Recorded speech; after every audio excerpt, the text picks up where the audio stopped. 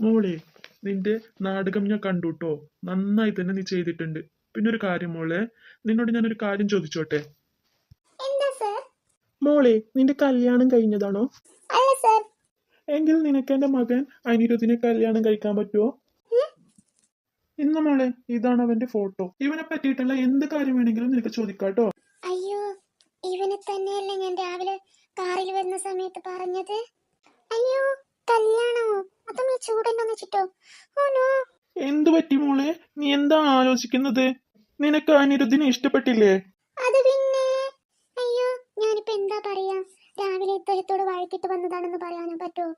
ഇപ്പൊ എന്താ പറയാ? നീ എങ്ങനെ ആലോചിക്കുന്നത്? യെസ് എന്ന് പറ. ഇനി ഇതുപോലെയുള്ള ഓപ്പർച്യൂണിറ്റീസ് ഒന്നും ഇനിയും വരില്ല. യെസ് എന്ന് പറയണ്ട, നോ എന്ന് പറ. ഇതുപോലെയുള്ള ഇമ്പോർട്ടന്റ് ആയിട്ടുള്ള ഡിസിഷൻ ഒന്നും ഇത്ര പെട്ടെന്നൊന്നും എടുക്കാൻ പറ്റില്ല. എന്തായാലും ലൈഫ് മുഴുവനും അദ്ദേഹത്തിന് ഒന്നിച്ചിട്ട് ജീവിക്കാനുള്ളതല്ലേ. അതുകൊണ്ട് നീ ആലോചിച്ച് മാത്രം തീരുമാനം എടുത്താൽ മതി. എനിക്ക് മനസ്സിലാവും മോളെ, നീ എന്താ ആലോചിക്കുന്നതെന്ന്. ഒരു ഡിസിഷനൊക്കെ പെട്ടെന്ന് തീരുമാനം എടുക്കാൻ പറ്റുന്നുള്ളതല്ലല്ലോ, അല്ലേ? നീ ഒന്ന് ആലോചിച്ച് പറഞ്ഞാൽ മതി. അത് കഴിഞ്ഞിട്ട് ഞാൻ നിന്റെ വീട്ടിലോട്ട് പ്രൊപ്പോസലുമായിട്ട് ചെല്ലാം. നീ എന്ത് തീരുമാനം എടുത്തു നീ നിന്റെ പാരന്റ്സിനോട് പറ, കേട്ടോ? Okay sir, thank you. അയാൾക്ക് എന്തായാലും എന്നെ ഓർമ്മ ഉണ്ടാവില്ല. എന്തായാലും എന്റെ ഫേസ് ഓർമ്മ ഉണ്ടാവില്ല. ഏതായാലും ഒരു ദിവസം 10-15 പെൺകുട്ടികളൊക്കെ കാണാതിരിക്കില്ലല്ലോ. അപ്പൊ എങ്ങനെയാ എന്റെ ഫേസ് ഓർമ്മ ഉണ്ടാവുക? ഇനി അഥവാ അയാൾക്ക് ഓർമ്മ ഉണ്ടെങ്കിൽ തന്നെ ഞാൻ അറിയാത്തത് പോലെ അഭിനയിക്കാം. അപ്പൊ പിന്നെ അയാളെ കൺഫ്യൂസ് ചെയ്ത് വിട്ടാല് പിന്നെ ഒരു പ്രശ്നം ഉണ്ടാവില്ലല്ലോ, അല്ലേ? നീ എന്താ ട്രസ്റ്റി സാറിനോട് അകത്തിരുന്ന് സംസാരിച്ചത്? നിന്റെ ഡ്രാമ കണ്ടിട്ട് അദ്ദേഹത്തിന് വളരെ ഇഷ്ടപ്പെട്ടോ? നിനക്ക് എന്താ പ്രത്യേകം സമ്മാനമൊക്കെ തരുവാണോ? അല്ല നിന്നെ ഏതെങ്കിലും പ്രോഗ്രാമിന് ക്ഷണിച്ചോ? അല്ല നിന്നെ സിനിമയിലേക്ക് ക്ഷണിച്ചോ? എന്തായാലും വേണ്ടില്ല, നീ ഇന്ന് തന്നെ എനിക്ക് പാർട്ടി തന്നോണം. എടി, നീ എന്താ ഒന്നും മിണ്ടാത്തത്? പറ, എന്താ കാര്യം? നീ ഒന്ന് മേലോട്ട് നോക്കിയേ. Flash back.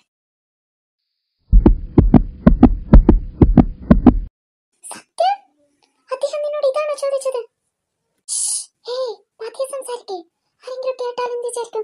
വാ, നമുക്ക് പുറത്തു പോയി സംസാരിക്കാം. ഏടി, നീ എത്ര സമയമായി ഇവന്റെ ഫോട്ടോ തന്നെ നോക്കിയിരിക്കുന്നത്? ഇനി എങ്ങാനും ഇവനെ നിന്റെ മുന്നിലോട്ട് വന്നാലേ നിന്റെ ഹൃദയം ടപ്പടപ്പേ നടിക്കും. അങ്ങനെ എന്റെ സ്വന്തം ചെയ്തേക്ക് അവളുടെ രാമനെ കണ്ടല്ലോ. ഏടി, ഞാൻ എന്റെ ആഗ്രഹം ഇത്രയും പെട്ടെന്ന് സാധിക്കുന്നു ഒരിക്കലും വിചാരിച്ചില്ല കേട്ടോ. ഏടി, ഇയാള് ശരിക്കും എന്ത് സുന്ദരനല്ലേ? എന്ത് ഭംഗിയാ ഇയാളെ കാണാൻ. ഏടി, മതി മതി, എത്ര സമയമായി ഇയാളെ ഫോട്ടോയും വെച്ച് നീ നോക്കിക്കൊണ്ടിരിക്കുന്നത്? ഇനിയിപ്പോ ആരെങ്കിലും കണ്ടാൽ അത് മതി. വാ, നമുക്കേ നീ ഫോട്ടോ ബാഗിൽ എടുത്തു വെക്ക്. നമുക്ക് ഇയാളെ ഗൂഗിളിൽ സെർച്ച് ചെയ്ത് നോക്കാം. എന്തായാലും ടോപ്പ് ബിസിനസ് മാൻ അല്ലേ? നീ ഒന്ന് നോക്കിയാ ഫോണില്. ഇവിടെ നോക്കിയടി, ഈ ഗൂഗിൾ ഒരു തലതെറിച്ചവൻ തന്നെ. നോക്കേ, നിങ്ങൾ കല്യാണം പോലും കഴിഞ്ഞില്ല, അതിന് മുമ്പ് തന്നെ ഇതിൽ കൊടുത്തത് നോക്ക്. അനിരുദ്ധ് വൈഫ് എന്നൊക്കെ. ഇവിടെ നോക്ക്, അനിരുദ്ധ് ശരിക്കും മുമ്പ് കല്യാണം കഴിഞ്ഞ തന്നെയാ. അത് മാത്രമല്ല, അദ്ദേഹത്തിന് ഒരു കുഞ്ഞും കൂടി ഉണ്ട്. പക്ഷെ പാവം, അദ്ദേഹത്തിന്റെ ഭാര്യ മരിച്ചു പോയതാടി. ശരിക്കും? അയ്യോ, ഒരു നിമിഷം ദൈവം എന്നെ ആകാശത്തിലോട്ട് പറത്തിട്ട് വീണ്ടും ചെടിയിലേക്ക് തന്നെ താഴ്ത്തിയിട്ടു. ദൈവം എപ്പോഴും എന്നെ അങ്ങനെ തന്നെയാ പരീക്ഷിക്കാറുള്ളത്. സന്തോഷം തന്നിട്ട് അപ്പൊ തന്നെ തിരിച്ചെടുത്തോണം.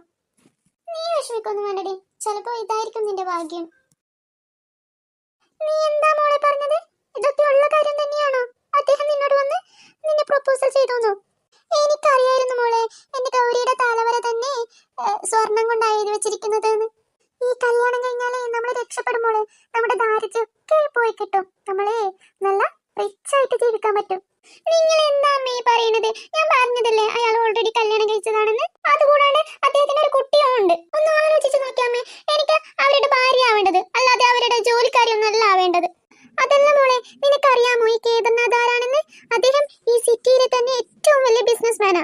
അതുകൂടാണ്ട് അദ്ദേഹത്തിന്റെ ഒരേ ഒരു മകനാണ് ഈ അനിരുദ്ധ്. അദ്ദേഹത്തിന്റെ ഭാര്യ ആണെങ്കിലും പണ്ടേ മരിച്ചു പോയതാ. അപ്പൊ ആ വീട്ടിൽ ഒരു പെണ്ണും ഇല്ല നിന്നെ ഭരിക്കാൻ വേണ്ടിയിട്ട്. അപ്പൊ നീ ഒന്ന് ആലോചിച്ച് നോക്കിയേ, എന്ത് നല്ലതാണ്. ആ വീട്ടിലെ എല്ലാ കാര്യങ്ങളും നിനക്ക് തന്നെ തീരുമാനിക്കാം. നീ ഒന്ന് ചിന്തിച്ചു നോക്കിയേ ഗൗരി. അമ്മ പറഞ്ഞത് ശരിയാ ചേച്ചി. നീ ഒന്ന് ചിന്തിച്ചു നോക്കിയേ, ആ വീട്ടിൽ ഒരു സ്ത്രീയും ഇല്ല നിന്നെ ഭരിക്കാൻ വേണ്ടിട്ട്. അപ്പൊ നിനക്ക് തന്നെ ആ വീട്ടിലെ എല്ലാ കാര്യങ്ങളും ചെയ്തു തീർക്കാം. എടി, നീ ഈ പ്രൊപ്പോസല് ആക്സെപ്റ്റ് ചെയ്യേ. നീ ചിന്തിച്ചു നോക്ക്, നമ്മുടെ ജീവിതം എത്ര ദുരിതപൂർവ്വമായിട്ടാ പോകുന്നതെന്ന്. ഇനിയിപ്പൊ നീ അവിടെ കല്യാണം കഴിഞ്ഞാല് നോക്ക്, നമ്മ എത്ര റിച്ച് ആവുമെന്ന് നോക്കിയേ. കുറച്ച് ദിവസം കഴിഞ്ഞിട്ട് നീ ഞങ്ങളെയും ആ വീട്ടിലേക്ക് കൊണ്ടുപോയിക്കോ.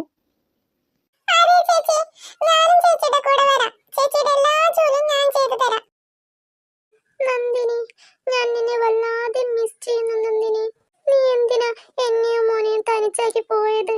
മോനെ, നീ എത്ര നാളെന്ന് വെച്ചാ അവളെയും ആലോചിച്ച് ജീവിക്കുന്നത്? ഞാൻ പറഞ്ഞ കല്യാണത്തിന്റെ കാര്യം നീ ആലോചിച്ചോ?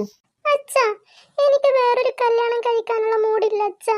അത് മാത്രമല്ല, എനിക്ക് നന്ദിനിയെ പോലെ വേറൊരു പെണ്ണിനെയും ആക്സെപ്റ്റ് ചെയ്യാൻ പറ്റില്ല. എടാ, നിനക്കിപ്പോ ഭാര്യയെ വേണ്ടായിരിക്കും, പക്ഷെ നമ്മുടെ അപ്പൂസിനെ ഒരു അമ്മയെ അത്യാവശ്യമാണ്. നിനക്ക് വേണ്ടി ഞാനൊരു പെണ്ണിനെ നോക്കിയിട്ടുണ്ട്. നീ ഇനിയൊന്നും മറിച്ച് പറയാൻ പാടില്ല, കേട്ടല്ലോ? അച്ഛാ, അച്ഛനോട് ഞാൻ എത്ര പ്രാവശ്യം പറയണം എനിക്കിപ്പോ കല്യാണമൊന്നും വേണ്ടാന്ന്. നിന്നോട് പറയാനുള്ളത് പറഞ്ഞു ഞാൻ. ആ പെണ്ണിന്റെ ഫോട്ടോ എന്റെ മേശപ്പുറത്തുണ്ട്. ഞാനിപ്പോ നിനക്ക് കൊണ്ടുവന്ന് തരാം.